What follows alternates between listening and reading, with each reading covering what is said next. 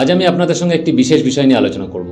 আর মাত্র কয়েকদিন পর একটি ইসলামিক ফেস্টিভ্যাল হতে চলেছে, যেটিকে আমরা ঈদুল আজহা বা বকরিদ বলে জেনে থাকি। এই উৎসবটি সাধারণত পালন করা হয়ে থাকে পশু বলির মাধ্যমে, যে কারণে ভারতবর্ষে এটি নিয়ে অনেক কন্ট্রোভার্সিয়াল সিচুয়েশন তৈরি হয়। যে মুসলিমরা নিরীহ পশুদের হত্যা করে রক্ত নিয়ে খুশি উদযাপন করে, নিরীহ পশুদের হত্যা করে কিভাবে এরা খুশি উদযাপন করতে পারে, নোংরা নিকৃষ্ট মানসিকতা এদের, ইত্যাদি ইত্যাদি। আমার মনে হলো এই বিষয়টি আপনাদের সঙ্গে আলোচনা করা উচিত। কেন মুসলিমরা নিরীহ পশুদের হত্যা করে এবং কি এর উদ্দেশ্য, আর কোথা থেকে এই ট্র্যাডিশনাল সৃষ্টি হলো মুসলিম সমাজে, আগে সেটা জানা দরকার। ম্যাক্সিমাম মুসলিম ভাই বোন জানে এই ট্র্যাডিশনাল কোথা থেকে সৃষ্টি হয়েছে, কিন্তু এর সঠিক উদ্দেশ্য আমার মনে হয় এখনও অনেকের অজানায় রয়েছে। কিন্তু অনেক বিধর্মী ভাই বোন যার হয়তো এর সৃষ্টি বা উদ্দেশ্য সম্পর্কে কিছুই জানে না। তাই এই ট্র্যাডিশনালটি কীভাবে সৃষ্টি হলো, আগে সেটা নিয়ে আপনাদের সঙ্গে একটু আলোচনা করে নিই, তারপর এর উদ্দেশ্য নিয়ে কথা বলব। কোরআনে উল্লেখ আছে আল্লাহ তাআলা 1,24,000 নবী বা মেসেঞ্জার পাঠিয়েছেন কেবলমাত্র মানুষকে সঠিক পথ চলার নির্দেশ দেওয়ার জন্য। এই 1,24,000-এর মধ্যেই একটি নবী ছিলেন হজরত ইব্রাহিম আলাইহিসসালাম।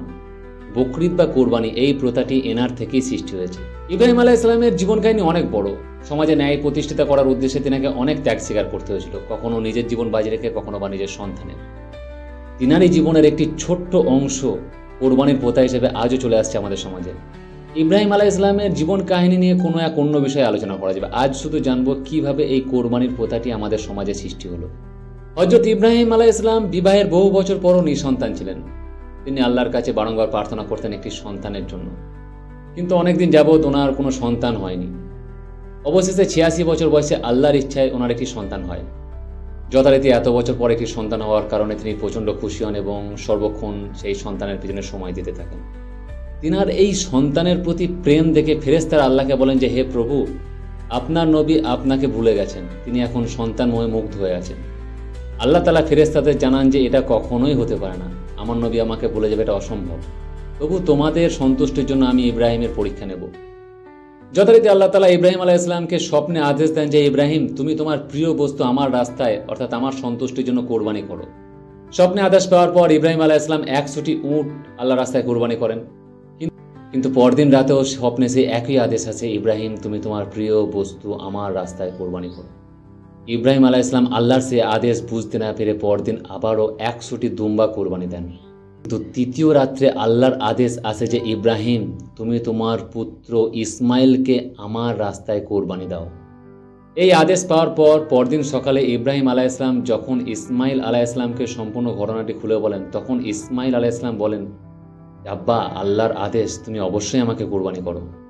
এরপর কোরবানির উদ্দেশ্যে ইব্রাহিম আলাইহিস সালাম ইসমাইল আলাইহিস সালামকে নিয়ে একটি পাহাড়ের উপরে যান, যেখানে তিনি ইসমাইল আলাইহিস সালামকে কোরবানি দেওয়ার জন্য প্রস্তুতি নিতে থাকেন। তিনি একটি প্রচুর ধারালো ছুরি নিয়ে ইসমাইল আলাইহিস সালামের গলায় চালাতে থাকেন, কিন্তু গলা কিছুতেই কাটছিল না। এই কারণে তিনি রাগান্বিত হয়ে ছুরিটি পাথরের উপর ধরে টান মারেন, কিন্তু সঙ্গে সঙ্গে পাথরটি 2 টুকরো হয়ে যায়।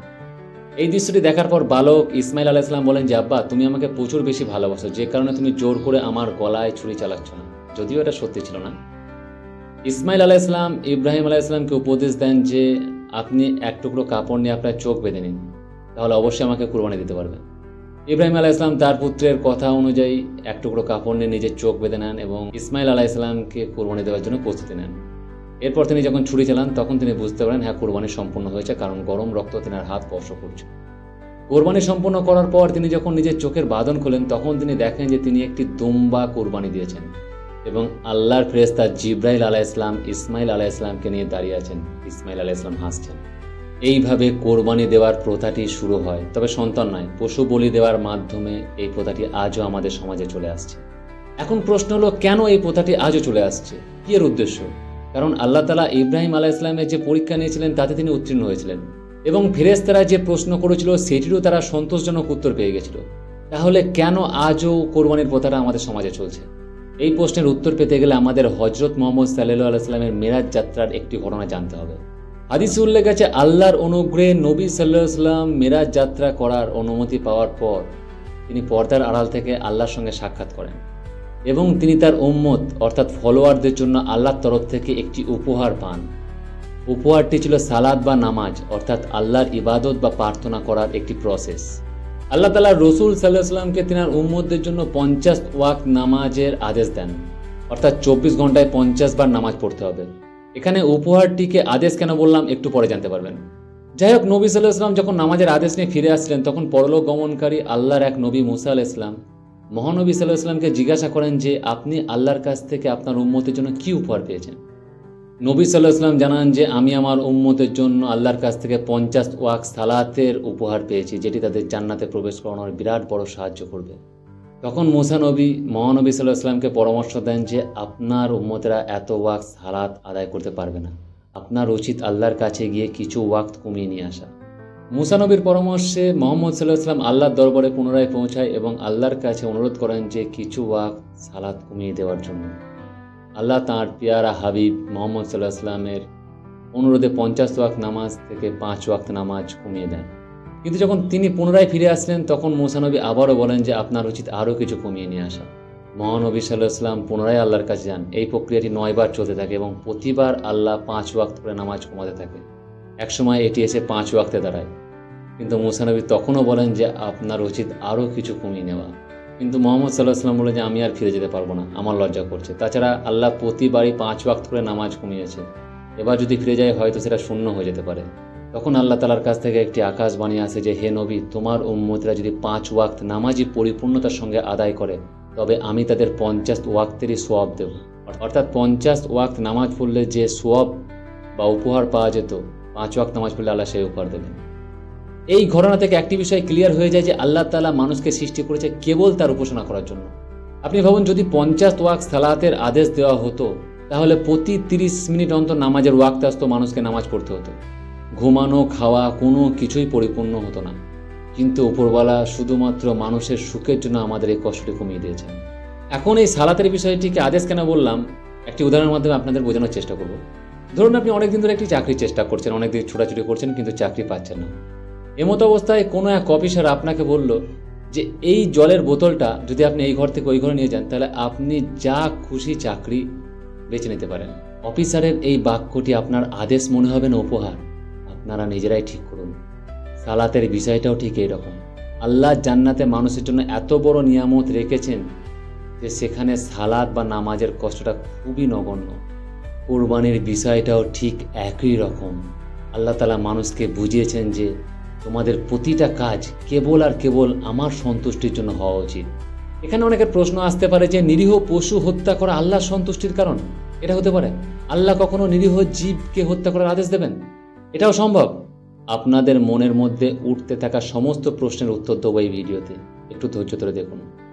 আল্লাহ তাআলা কোরআনে উল্লেখ করেছেন যে তিনি 18,000 মখলুক অর্থাৎ জীব সৃষ্টি করেছেন কেবলমাত্র মানুষের সেবার জন্য। এই যে সাপ, ব্যাঙ, গরু, ছাগল, ভেড়া, সিংহ দেখেন সবই আমাদের ইকোসিস্টেমের অন্তর্গত। আপনি সায়েন্স বলে জানবেন যে একটি পরিবেশের ভারসাম্য রাখার জন্য প্রতিটা জিনিস সঠিক মাত্রায় থাকা অবশ্যই প্রয়োজন। কিছু তৃণভোজী প্রাণী আল্লাহ তাআলা মানুষকে প্রয়োজনে খাওয়ার অনুমতি দিয়েছেন। তার মানে এই নয় যে আপনাকে আমিষ খেতেই হবে বা বাধ্যতামূলক। আপনি নিরামিষ থাকলেও একজন পরিপূর্ণ মুসলিম হতে পারেন, কোনো সন্দেহ নেই। আপাত দৃষ্টিতে আমরা কোরবানি বলতে বুঝি একটি নির্দিষ্ট দিনে আল্লাহর নাম নিয়ে কিছু নিরীহ পশুকে বলি দেওয়া, এটাই তো। কিন্তু আপনি কি জানেন একটি কোরবানিতে অনেকগুলি প্রসেস থাকে, যেখানে বলি দেওয়া কেবলমাত্র একটি স্তর বা নিম্নস্তরও বলতে পারেন।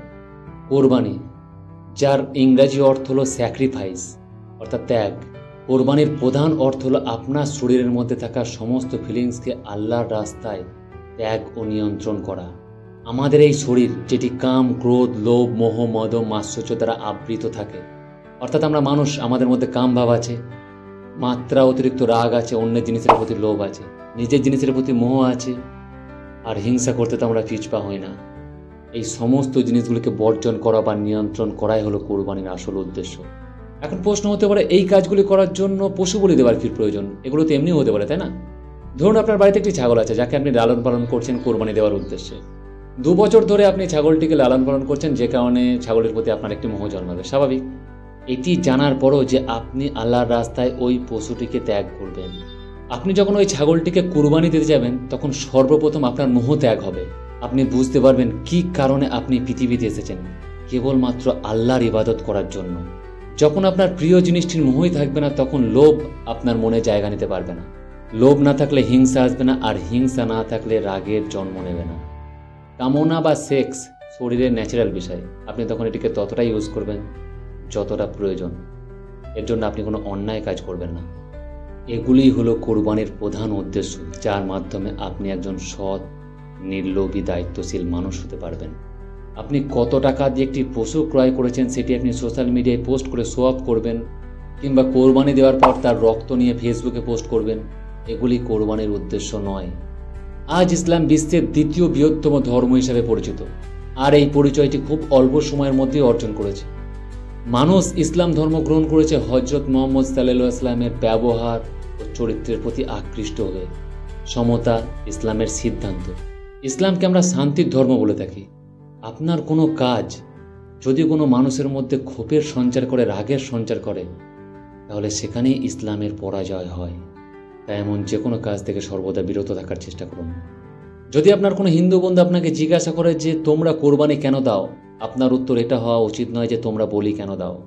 এতে মানুষের মধ্যে বিভেদ সৃষ্টি হবে, সে আপনার থেকে দূরত্ব তৈরি করবে। আপনার উত্তর হওয়া উচিত তাকে সঠিক পন্থাটি বোঝানো, কিন্তু এর জন্য আগে আপনাকে নিজেকে শিখতে হবে। সোশ্যাল মিডিয়া কোনো জাতি বা ধর্মের জন্য নির্দিষ্ট করা নেই। সমগ্র মানব জাতি এই সোশ্যাল মিডিয়া দ্বারা একে অপরের সঙ্গে জড়িত রয়েছে।